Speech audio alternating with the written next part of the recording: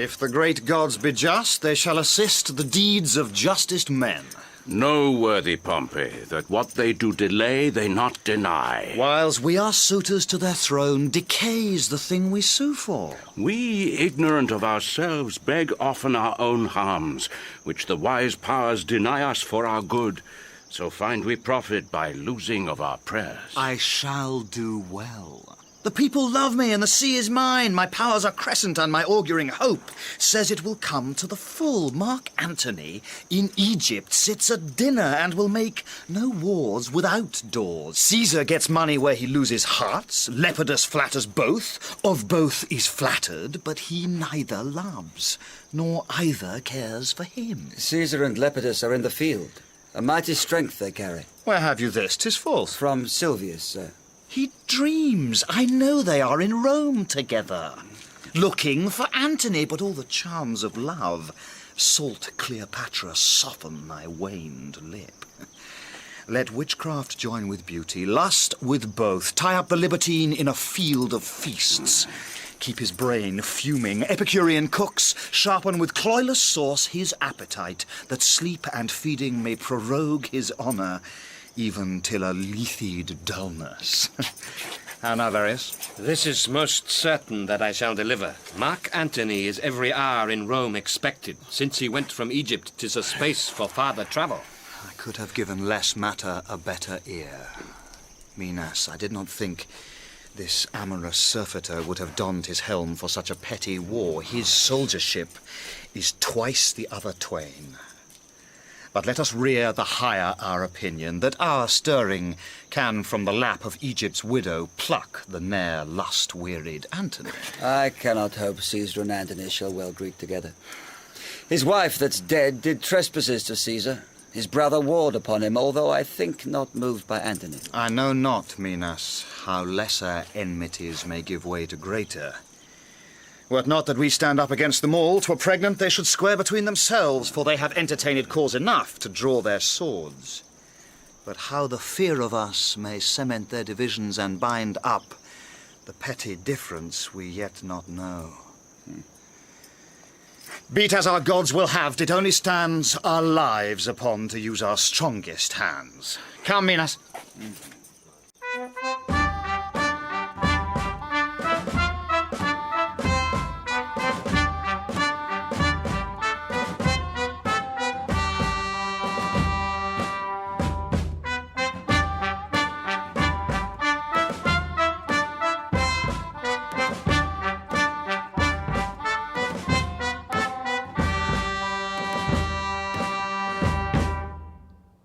Good Enobarbus, 'tis a worthy deed, and shall become you well to entreat your captain to soft and gentle speech. I shall entreat him to answer like himself. If Caesar move him, let Antony look over Caesar's head and speak as loud as Mars. By Jupiter, were I the wearer of Antonio's beard, I would not shave it today. 'Tis not a time for private stomaching. Every time serves for the matter that is then born in't. But small to greater matters must give way. Not if the small come first. Your speech is passion. But pray you stir no embers up. Here comes the noble Antony. And yonder, Caesar. If we compose well here to Parthia. Hark, Ventidius. I do not know, Maecenas. Ask Agrippa. Noble friends, that which combined us was most great, and let not a leaner action rend us. What's amiss, may it be gently heard. When we debate our trivial difference loud, we do commit murder in healing wounds. Then, noble partners, the rather for I earnestly beseech, touch you the sourest points with sweetest terms, nor cursedness grow to the matter. 'Tis spoken well. Were we before our armies and to fight, I should do thus. Welcome to Rome. Thank you. Sit. Sit, sir. Nay then. I learn you take things ill which are not so, or being concern you not. I must be laughed at if, or for nothing or a little, I should say myself offended, and with you chiefly the world. More laughed at that I should once name you derogately, when to sound your name it not concerned me. My being in Egypt, Caesar, what was to you? No more than my residing here at Rome might be to you in Egypt. Yet if you there did practice on my state, your being in Egypt might be my question. How intend you practised? You may be pleased to catch at mine intent by what did here befall me. Your wife and brother made wars upon me, and their contestation was theme for you. You were the word of war. You do mistake your business. My brother never did urge me in his act. I did inquire it, and have my learning from some true reports that drew their swords with you. Did he not rather discredit my authority with yours, and make the wars alike against my stomach, having alike your cause? Of this my letters before did satisfy you. If you'll patch a quarrel as matter whole you have to make it with, it must not be with this. You praise yourself by laying defects of judgment to me, but you patched up your excuses. Not so, not so. I know you could not lack, I'm certain on it, very necessity of this thought that I, your partner in the cause against which he fought, could not with graceful eyes attend those wars which fronted mine own peace. As for my wife, I would you had her spirit in such another.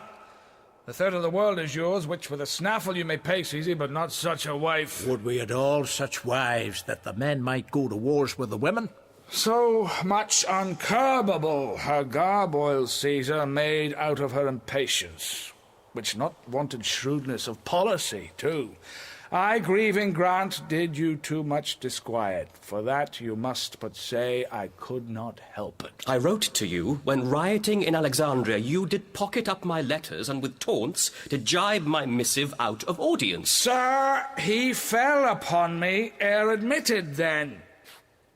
3 kings I had newly feasted, and did want of what I was in the morning. But next day I told him of myself, which was as much as to have asked him pardon.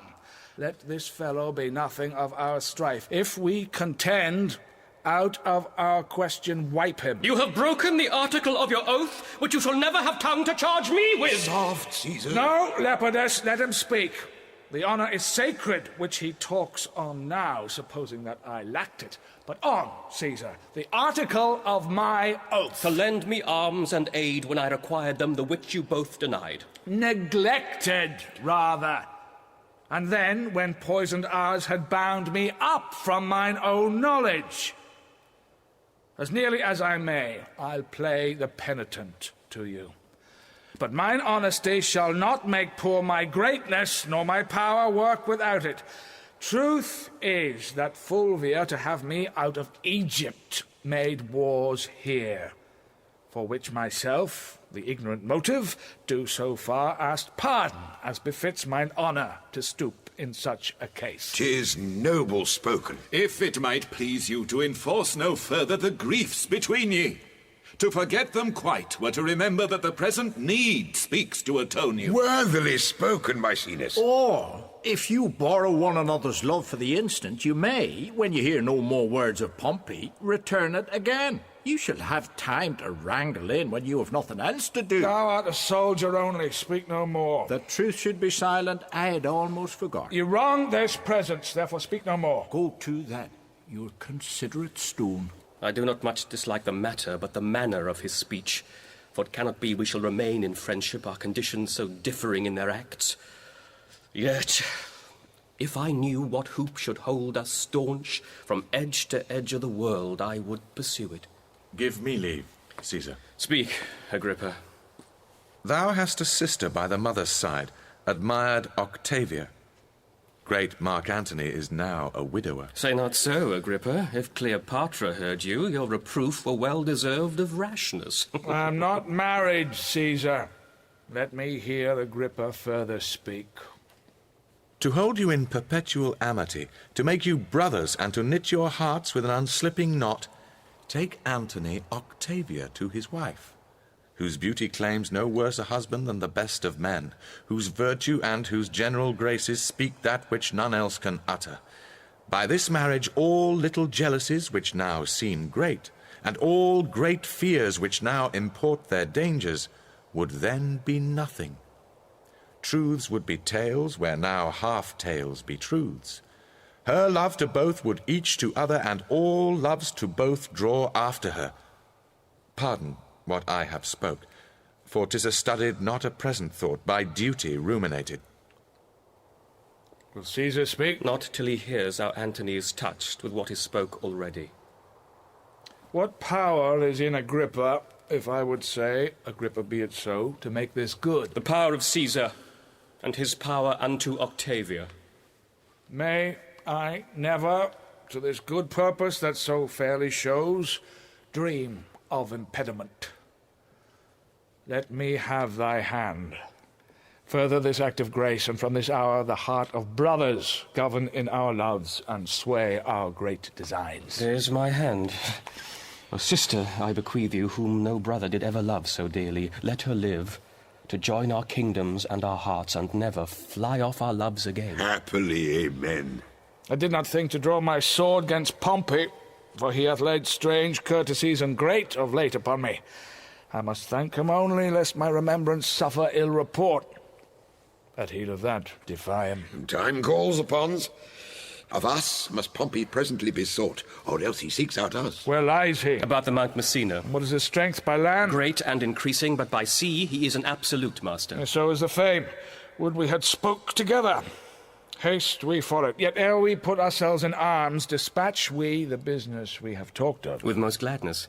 And to invite you to my sister's view. Whither straight, I'll lead you. Let us, Lepidus, not lack your company. Noble Antony, not sickness should detain me.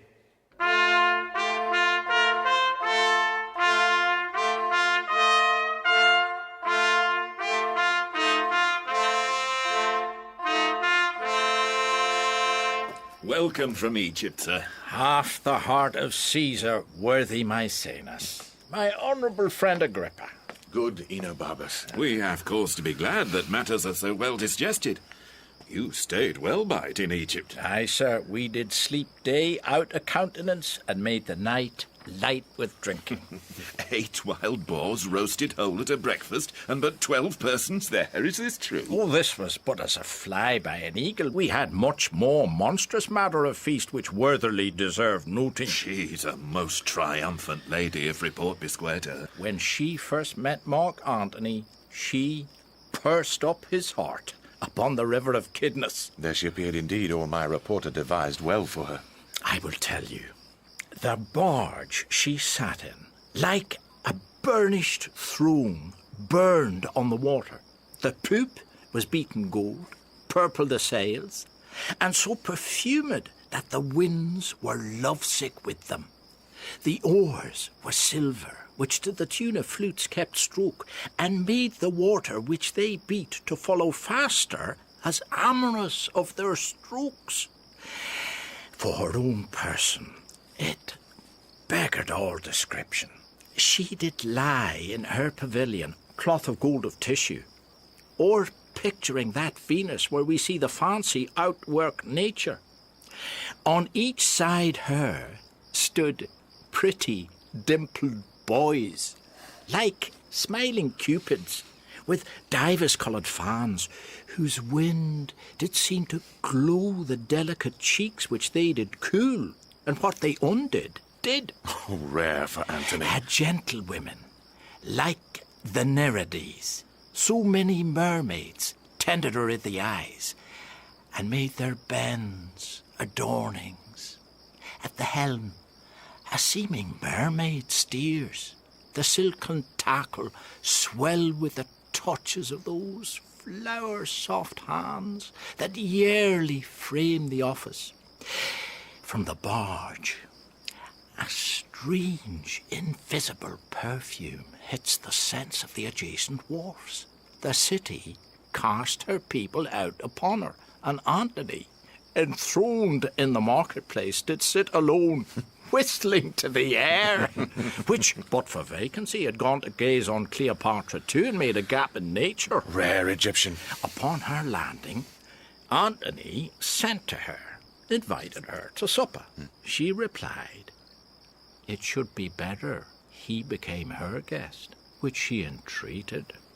Our courteous Antony, whom ne'er the word of no woman heard speak, being barbered 10 times o'er, goes to the feast, and for his ordinary pays his heart for what his eyes eat only. Royal wench. She made great Caesar lay his sword to bed. He ploughed her and she cropped. I saw her once hop 40 paces through the public street, and having lost her breath, she spoke and panted that she did make defect, perfection, and breathless power breathe forth.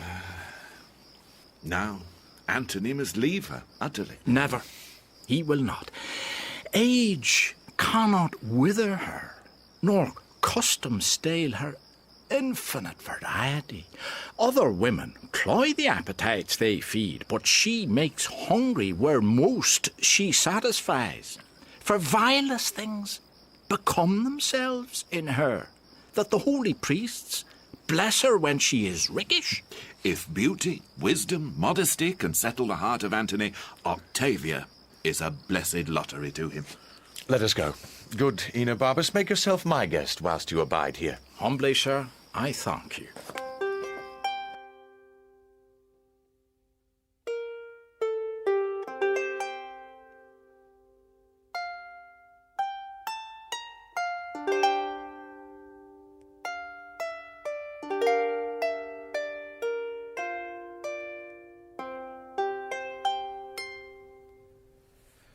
The world and my great office will sometimes divide me from your bosom. All which time before the gods my knee shall bow my prayers to them for you.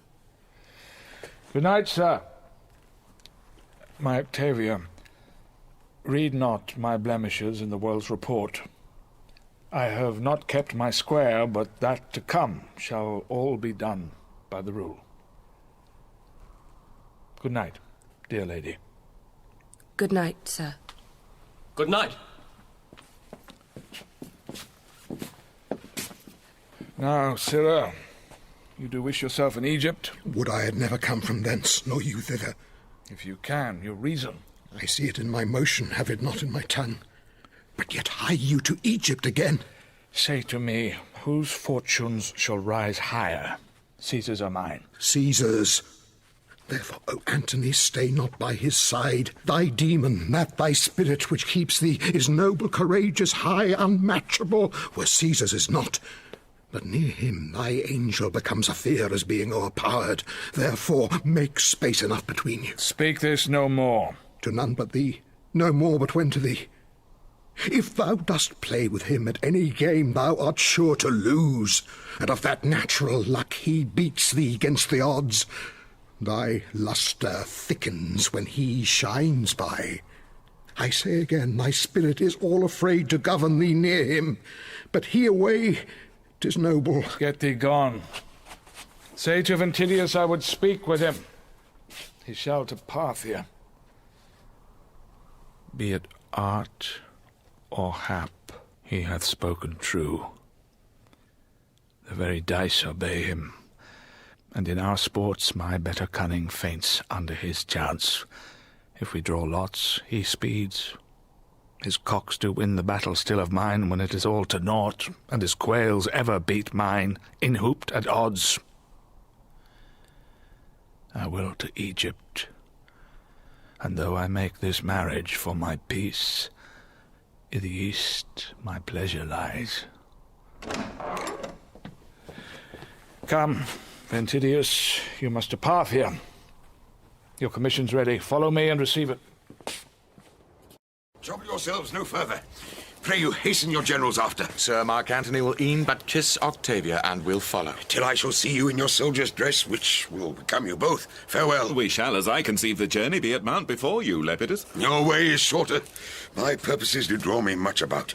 You'll win 2 days upon me. Sir, good success. Good success. Farewell.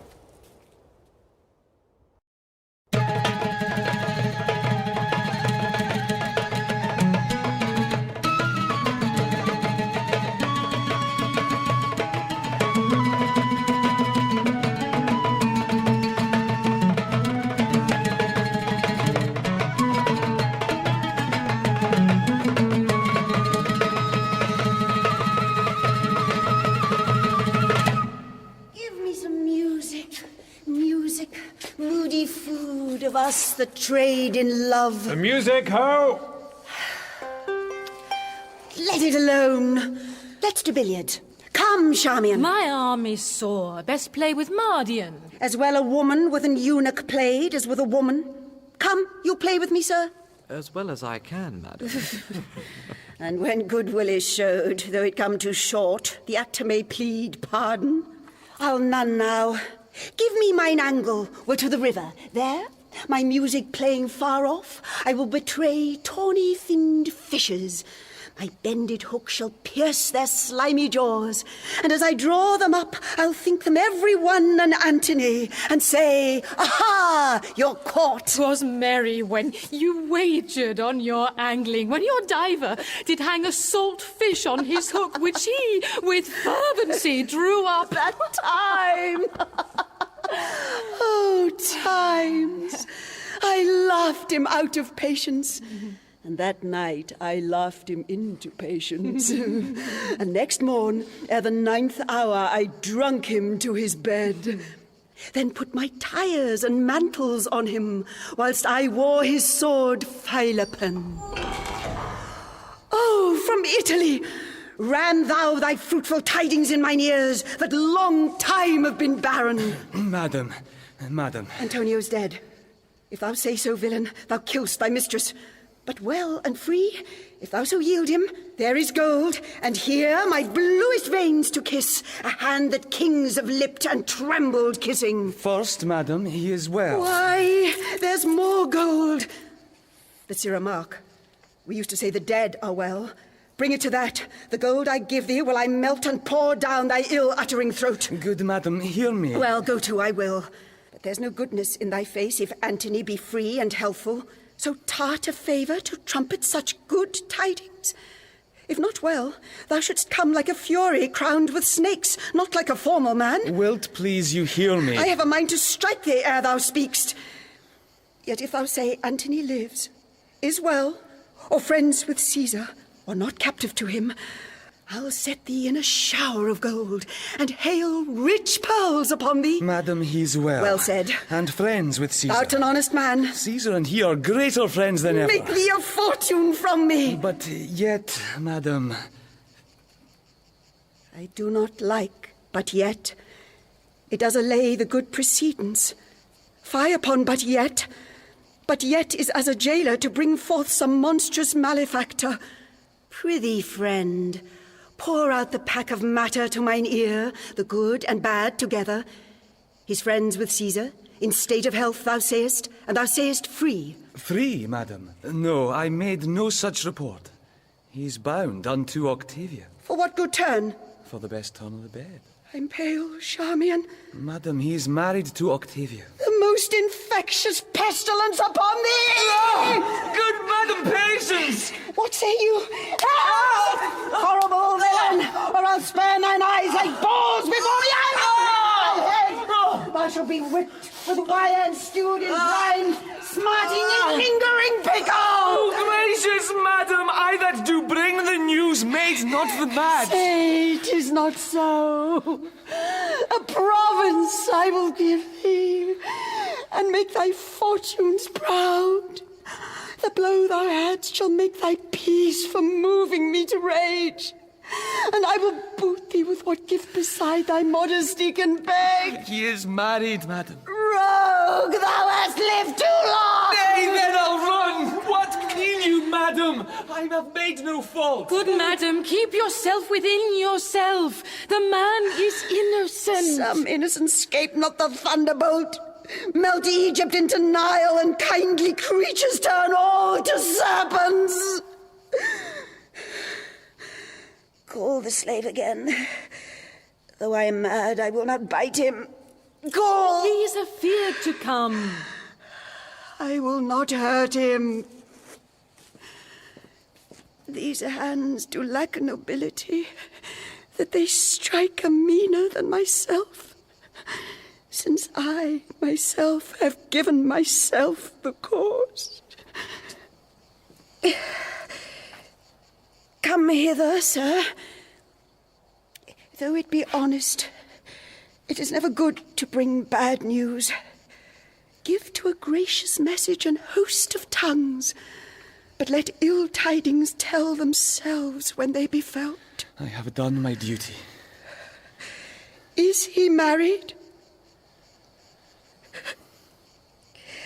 I cannot hate thee worser than I do if thou again say yes. He's married, madam. The gods confound thee! Dost thou hold there still? Oh, should I lie, madam? Oh, I would thou didst!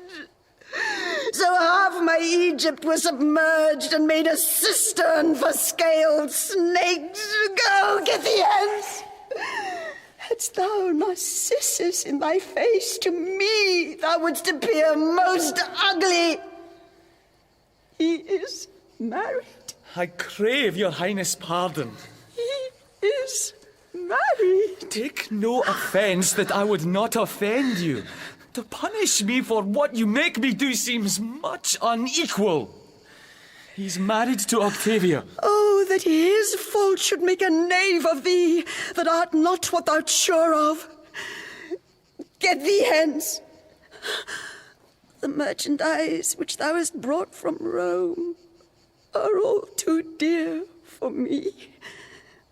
Lie they upon thy hand and be undone by them. Put your highness patience. In praising Antony, I have dispraised Caesar. Many times, madam. I'm paid for it now. Lead me from hence. Oh, I faint. Oh, Iris, Charmian. Oh, 'tis no matter. Go to the fellow, good Alexis. Bid him report the feature of Octavia. Her years, her inclination. Let him not leave out the colour of her hair. Bring me word quickly. Madam. Let him forever go. Let him not. Charmian. Though he be painted one way like a Gorgon, the other ways a Mars.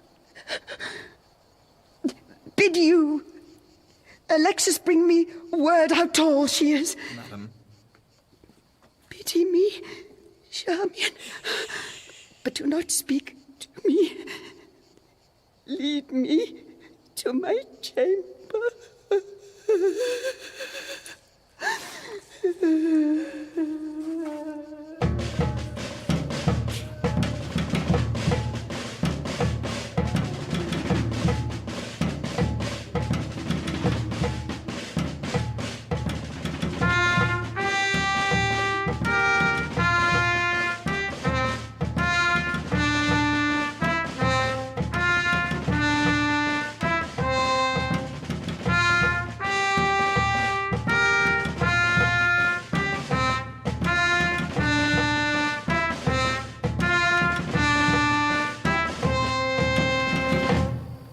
Your hostages I have, so have you mine.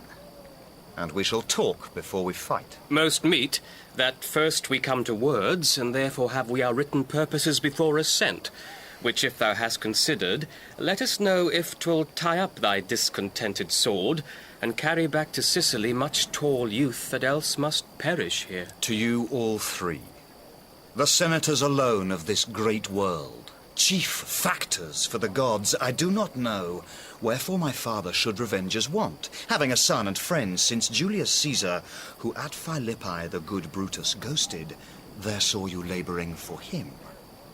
What was't that moved pale Cassius to conspire, and what made all honoured honest Roman Brutus, with the armed rest, courtiers of beauteous freedom, to drench the Capitol, but that they would have one man but a man?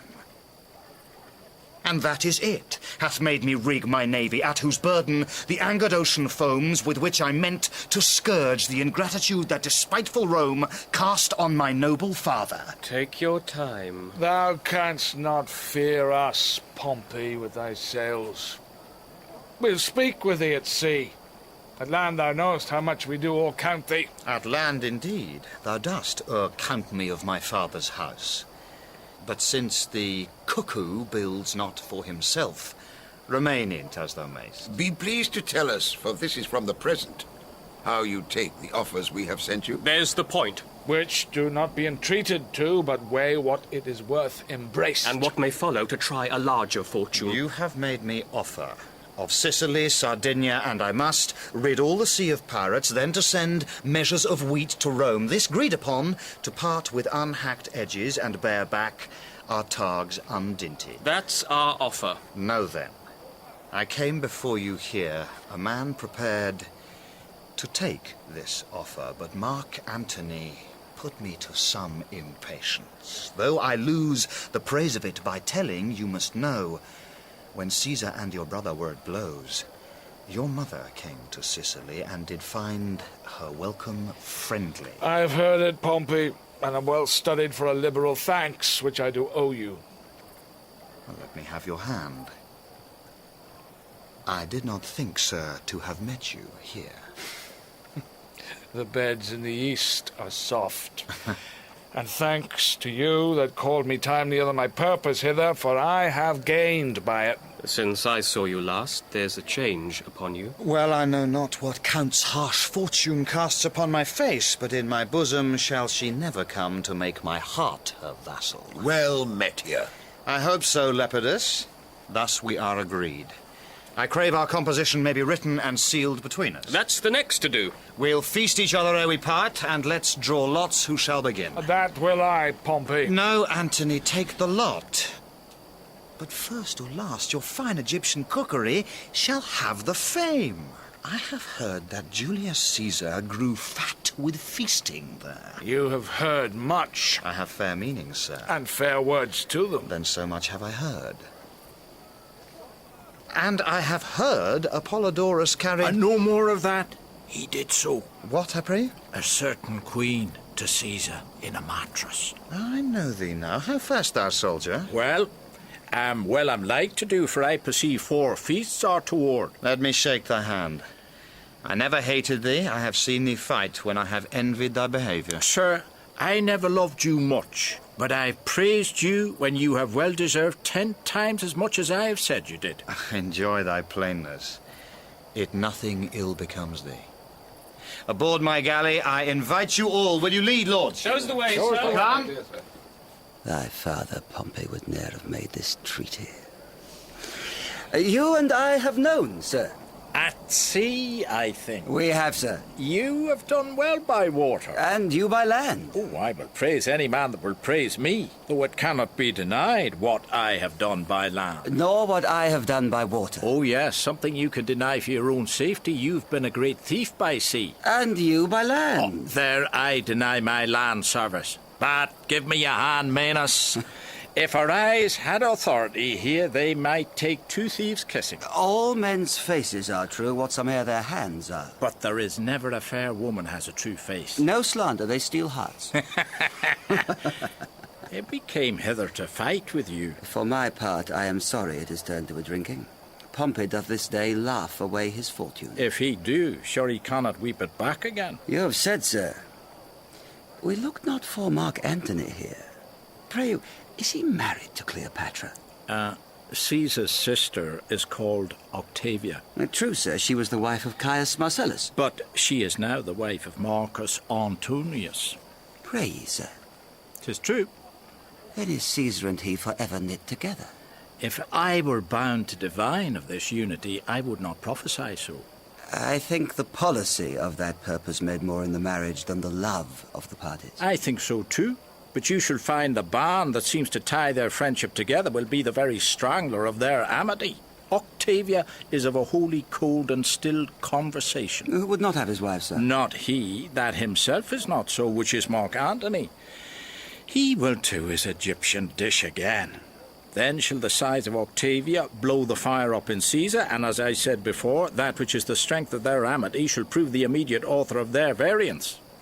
Antony will use his affection where it is. He married but his occasion here. And thus it may be. Come, sir. Will you aboard? I have a health for you. I shall take it, sir. We have used our throats in Egypt. Come, let's away.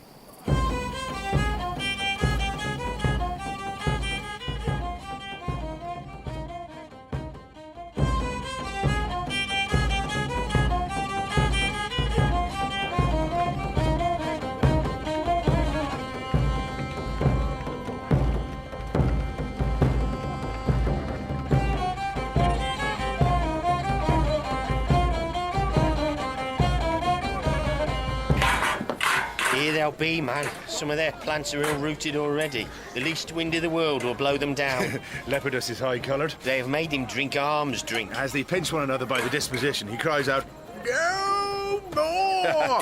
Reconciles them to his entreaty, and himself to the drink. But it raises the greater war between him and his discretion. Why, this is it to have a name in great men's fellowship. I'd as lief have a reed that will do me no service, as a partisan I could not heave. To be called into a huge sphere, not to be seen to move in it, are the holes where eyes should be, which pitifully disaster the cheeks. Oh,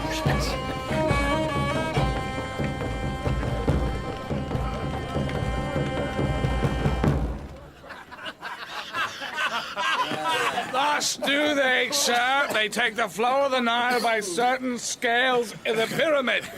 They know by the height, the lowness, or the mean, if dearth or foison follow. The higher Nilus swells, the more it promises. As it ebbs, the seedsman upon the slime and ooze scatters his grain and shortly comes to harvest. You have strange serpents there. Aye, Lepidus. Your serpent of Egypt is bred now of your mount by the operation of your son. So is the crocodile. They are so. Sit and some wine. A health to Lepidus. I'm not so well as I should be, but I'll ne'er out. Not till you have slept. I fear me you'll be in till then. Certainly. I have heard that Ptolemy's primacy are very good at things. But without contradiction, I have heard that. Pompey, a word. Say, my name, what is't? Forsake thy seat, I do beseech thee, Captain, and hear me speak a word. Forbear me till anon. This wine for Lepidus! What manner of a thing is your crocodile? It is shaped, sir, like itself. And it is as broad as it hath breadth. It is just so high as it is, and moves with its own organs. It lives by that which nourisheth it, and the elements, once out of it, it transmigrates. Oh. What colour is it of? Of its own colour, too. 'Tis a strange, sir. Tis so, and the tears of it are wet. Will this description satisfy him? With the health that Pompey gives him, else he's a very epicure. Oh. Go, hang, sir, hang. Tell me of that away. Do as I bid you. Where's this cup I called for? If for the sake of merit thou wilt hear me, rise from thy stool. I think thou art mad. The matter? I have ever held my cap off to thy fortunes. Thou hast served me with much faith. What's else to say? Be jolly, lords! These quicksands, Lepidus, keep off them, for you see. Wilt thou be lord of all the world? What sayst thou? Wilt thou be lord of the whole world? That's twice. How should that be? But entertain it. And though thou think me poor, I am the man will give thee all the world. Hast thou drunk well? No, Pompey, I have kept me from the cup. Thou art, if thou darest be, the earthly Jove. Whate'er the ocean pales or sky eclipse is thine, if thou wilt hat. Show me which way.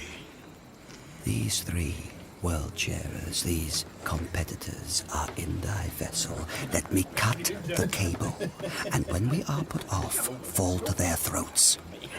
All there is thine. This thou shouldst have done, and not have spoken't. In me 'tis villainy, in thee 'thad been good service. Thou must know, 'tis not my profit that does lead mine honour it. Repent that ere thy tongue hath so betrayed thine act, being done unknown. I should have found it afterwards well done, but must condemn it now. Desist. Drink! Oh, drink! For this, I'll never follow thy palled fortunes more. Who seeks and will not take when once 'tis offered, shall never find it more. This health to Lepidus! Oh.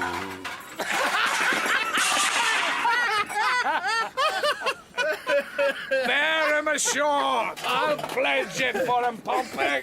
Here's to thee, Minas. Barbus, welcome. Fill till the cup be hid. Oh, there's a strong fellow, Minas. Why? It bears the third part of the world, man, seest not? The third part then is drunk. Would it were all that it might go on wheel. Drink thou, increase the reels. Come! This is not yet an Alexandrian feast! It ripens towards it. Strike the vessels! Oh, here's to Caesar! I could well forbid. It's monstrous labour when I wash my brain and it grows fouler. Oh, be a child of the time! I'll possess it, I'll make answer. But I'd rather fast from all 4 days than drink so much in one. My brave emperor, shall we dance now the Egyptian bacchanal and celebrate our drink? Let's have good soldier! Come, let's all take hands till that the conquering wine hath steeped our sense in soft and delicate leafing. All take hands, make battery to our ears with the loud music!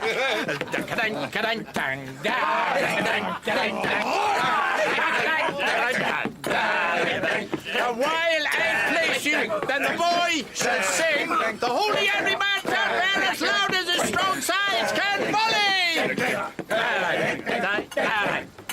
Come thou monarch of the vine, plumpy Bacchus with pink eye. Come thou monarch of the vine, plumpy Bacchus with pink eye. In thy fats our cares be drowned, with thy grapes our hairs be crowned. In thy fats our cares be drowned, with thy grapes our hairs be crowned. Compass till the world go round, compass till the world go round. Compass till the world go round, compass till the world go round.